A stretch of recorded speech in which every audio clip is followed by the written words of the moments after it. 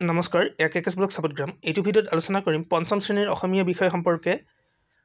অসমীয়া এইবাৰ সিলেবাছত কি আছে হেয়া মই দেখুৱাই আছো কুলি কবিতা ৰজা ভাস্কৰ বৰ্মা আৰু সেই সময়ৰ অসম ৰংমনৰ চিঠি জনক নিশা কবিতা হবিষ্টক আৰু বিৰক লগতে ব্যাকৰণ আছে জুৰিয়া শব্দ সহজতে বিচাৰি পোৱা শব্দৰ পাৰ্থক্য বুজোৱা বাক্য ৰচনা কৰা আৰু লিংগ পৰিৱৰ্তন ৰচনা নিজ বিদ্যালয় নিজ গাঁও বা নিজ নগৰ মহাত্মা গান্ধী আৰু এটি ভ্ৰমণ কাহিনী লগতে কবিতা আছে অসম আমাৰ ৰূপহী তিনিটা মাছৰ সাধু ৰজাপুৰৰ আত্মাভিমান বিস্কুটৰ টোপলা এইকেইটা পাত আছে আৰু ব্যাকৰণ আছে বিশেষ আৰু বিশেষণ পাঠভিত্তিক ব্যাকৰণবিলাক আকৌ এবাৰ মই দেখুৱাইছো পাঠ পঢ়া হল ৰজা ভাস্কৰ বৰ্মা আৰু সেই সময়ৰ অসম চতুলিপি ৰজাপুৰৰ আত্মাভিমান কবিতাবিলাকৰ মূল্যায়ন নকৰে যেনেকুৱা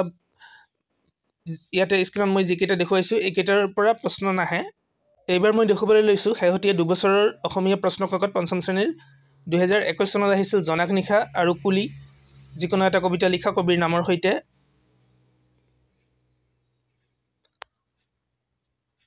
এইবাৰো হয়তো জনক নিশা আৰু কুলি এই দুটা থাকিব পাৰে এই দুটা পঢ়িলে কমন পৰিবই লগতে সমূহ উত্তৰ লিখা কি আছে হেয়া মই দেখুৱাই আছো স্ক্ৰীনত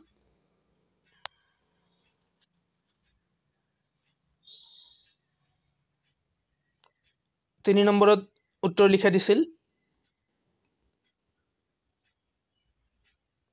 শব্দৰ অৰ্থ লিখা দিছিল 4 নম্বৰত লগতে বাক্য ৰচনা কৰা থাকে খালি ঠাই পূৰণ কৰা থাকে সমুটকা লিখাও থাকে অসমীয়াত সমুটকা লিখা আহিছিল 21ত চাণক্য আৰু কুলিচৰাই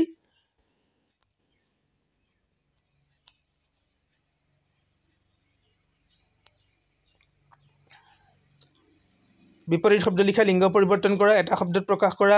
সূত্ৰ লিখি উদাহৰণ দিয়া বিশেষ্য পদ বিশেষণ পদ জুৰিয়া শব্দ বাক্য তোমাৰ অসুখৰ বাবে তুমি নিকেতন দুদিন আহিব বা যাব পৰা নাছিলে তাৰ বাবে ছুটি বিচাৰি প্ৰধান আচাৰ্যলৈ এখন দৰখাস্ত লিখা আৰু ৰচনা লিখা আছিল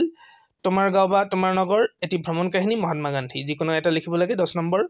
এইবাৰ মই 2022 চনৰ প্ৰশ্নকাকতখন দেখুৱাম 2022 চনত আহিছিল অসম আমাৰ ৰূপহী নাইবা কুলি प्रश्न उत्तर की আহিছিল হেয়া মই স্ক্ৰীনত দেখুৱাই আছো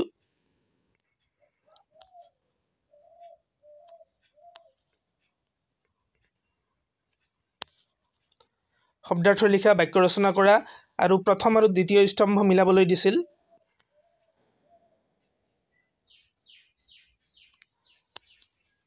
বৰুণ ছাত্ৰৰ বিশেষত্ব এটো প্ৰায় দি থাকে ৰজাপুৰৰ বিষয়ে তিনিটা বাক্য লিখা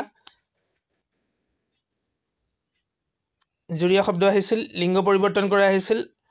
বিশেষ্যৰ পৰা বিশেষণলৈ পৰিৱৰ্তন কৰা সূত্ৰ লিখি উদাহৰণ দিয়া আহিছিল সমাৰ্থক শব্দ জুৰিয়া শব্দ ক্ৰিয়াপদ মমায়কৰ ঘৰলৈ যোৱাৰ বাবে তুমি দুদিন নিকেতনলৈ আহিব নোৱাৰিলা তাৰ বাবে ছুটি বিচাৰি প্ৰধান আচাৰ্যলৈ এখন আবেদন লিখা আৰু ৰচনা আহিছিল তোমাৰ বিদ্যালয় মহাত্মা গান্ধী এটি ভ্ৰমণ কাহিনী তিনিটাৰ যিকোনো এটা পঢ়িবা তোমাৰ নিজ গাঁও বা নগৰ এটি ভ্ৰমণ কাহিনী মহাত্মা গান্ধী তিনিটা পঢ়িলে এটা হলো কমন পৰিবই তো ভিডিওটো বেছি দীঘলীয়া নকৰো পৰৱৰ্তী নেক্সট ভিডিওত আকৌ লগ পাম ধন্যবাদ